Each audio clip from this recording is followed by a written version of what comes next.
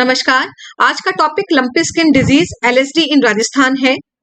Lumpy skin disease गौ एवं भैंसवंशी पशु में होने वाला वायरस जनित अत्यंत इन्फेक्शियस एंड कंटेजियस रोग है। उक्त रोग एक्सोटिक डिजीज की श्रेणी का है। कारण इसका कैप्रीपॉक्स वायरस ऑफ पॉक्सविरिडी फैमिली जो कि डबल स्टैंडर्ड डीएनए वायरस है। रोग के सामान्य लक्षणों में बुखार, त्वचा के ऊपर गोल गांठें बनना, लम्स और cutaneous nodules of around 2 to 5 centimetre, मुंह एवं श्वसन नलिका में छाले, घाव बनना, पैरों में सूजन, लिम्फ नोड में सूजन, गर्भपात, प्रजनन क्षमता में कमी, बांझपन, दुग्ध उत्पादन में कमी आदि सम्मिलित हैं। कुछ परिस्थितियों में रोगी पशुओं की मृत्यु तक हो जाती है, जिससे पशुपालकों को आर्थिक नुकसान उठाना पड़ता है।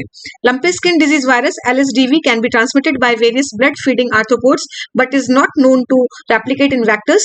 Therefore, transmission is mechanical but not biological in nature. Potential vectors are mosquitoes, flies, midges and ticks. रोग की मॉर्बिडिटी रेट 10 to 20% तथा मोर्टिलिटी रेट 1 to 5% रिकॉर्ड की गई है।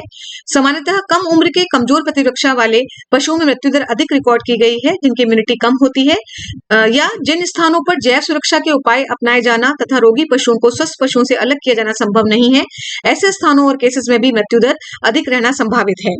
लंपी स्किन रोग की एपिडेमियोलॉजी। लंपी स्किन डिजीज सर्वप्रथम वर्ष 1929 में 1929 में जाम्बिया अफ्रीका, इसके उपरांत धीरे धीरे संपूर्ण अफ्रीका, मध्य पूर्वी एशिया, दक्षिणी पूर्वी यूरोप, एशिया महाद्वीप एवं हाल ही में दक्षिण एशिया व चीन में फैल चुका है।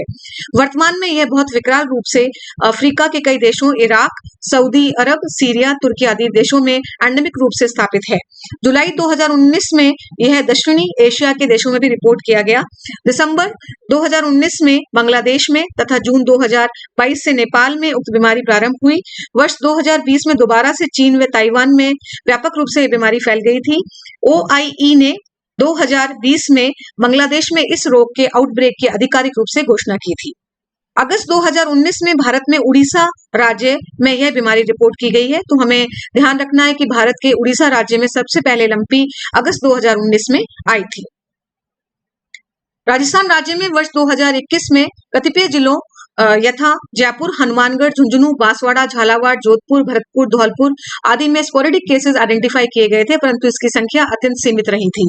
माह अप्रैल 2022 में प्रदेश में सर्वप्रथम जैसलमेर जिले में हापुड़, खुलिया आदि गांवों में LSD रोग प्रकोप संसूचित किया गया, जिसका कंफर्मेटरी डायग्नोसिस NRCE हिसार से करवाया गया था। तो माह अप्रैल 2022 में जैसलमेर जिले के हापुड़ और खुलिया गांव में सबसे पहले LSD रोग को संसूचित किया गया था।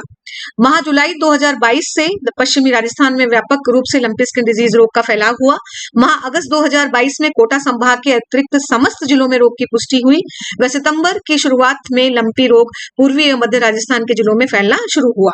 दिनांक 23/9/2022 तक राज्य के 32 जिलों में लंपी स्किन डिजीज रोग प्रकोप संसूचित किए गए हैं। वर्तमान में रोग नियंत्रण की स्थिति में है।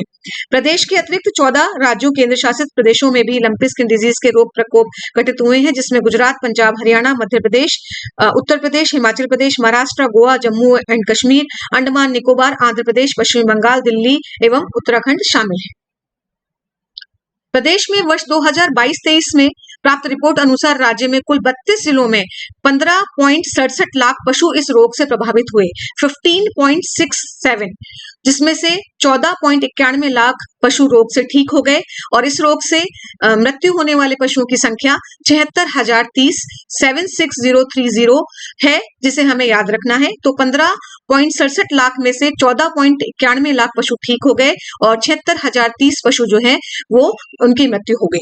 राज्य सरकार की बजट घोषणा वर्ष 23-24 के तहत प्रदेश के पशुपालकों को जो दुधारू पशु की लंपी से मृत्यु हुई है, उसमें प्रति गौवंश 40,000 की आर्थिक सहायता प्रदान की गई है। Total number of eligible beneficiary जो पशुपालक हैं वो 52,760 है, जिनमें से 49,421 एनिमल ऑनर्स को टिल सितंबर 2023 तक मुआवजा दिया जा चुका है।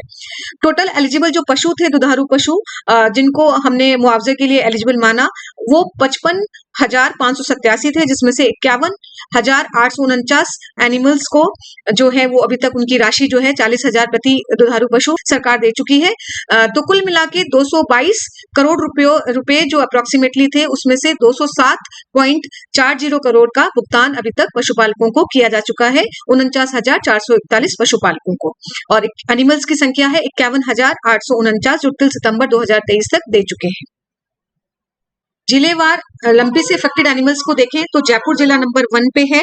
जयपुर जिले में 1,77,160 पशु जो है वो अफेक्ट हुए लंपी से। उसके बाद जोधपुर में 1,15,000 पशु लगभग हुए इफेक्ट और बाड़मेर में 1,11,000 जो है वो लगभग पशु अफेक्ट हुए।